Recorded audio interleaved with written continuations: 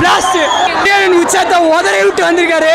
இதோட இவர் வரப்போறதுல லாஸ்ட் படம் தலை வேற மாதிரி தலை படம்னா இதுதான். இதை பார்த்து கற்றுக்க சொல்லு தலை எல்லாரையும். முழுக்க முழுக்க தளபதி படம் தலை ஃபுல்லாக. இது வேற யார் படமும் கிடையாது. லாஸ்ட்ல ஒரு சீன் ஒன்று சொல்லிக்கிறாரு, செருப்பால் அச்ச மாதிரி இருக்கும் இப்போ இருக்கிறாங்க எல்லாருக்கும். என்ன தெரியுமா இது?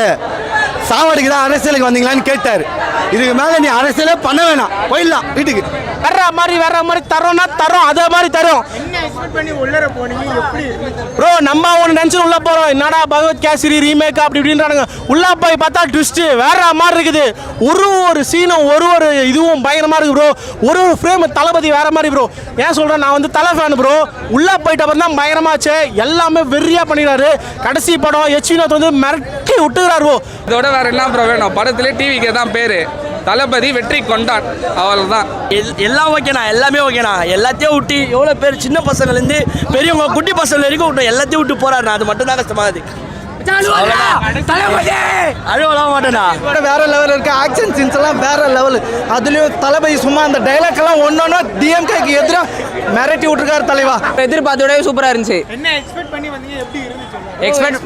வேற லெவல்ல இருக்கு. எடிட்டிங் ஒவ்வொன்று தரமா இருக்கு. பயங்கர சாட்டிஸ்பாக்சனா இருக்கு.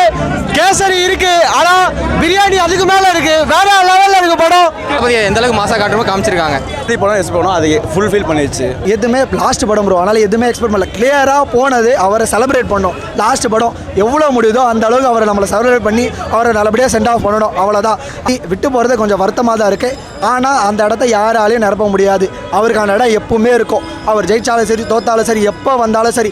அவருக்கு 50 வயசு இப்போ, ஆனால் 100 வயசு ஆகி அவர் உயிரோடு இருந்து திரும்பி ரிட்டர்ன் வந்தாலும் நமக்கு அவருக்கான இடம் அப்படியே தான் இருக்கும். இதை விட பயங்கரமாக அவரை செலிப்ரேட் பண்ணிட்டு போயிட்டே இருப்போம் நம்ம.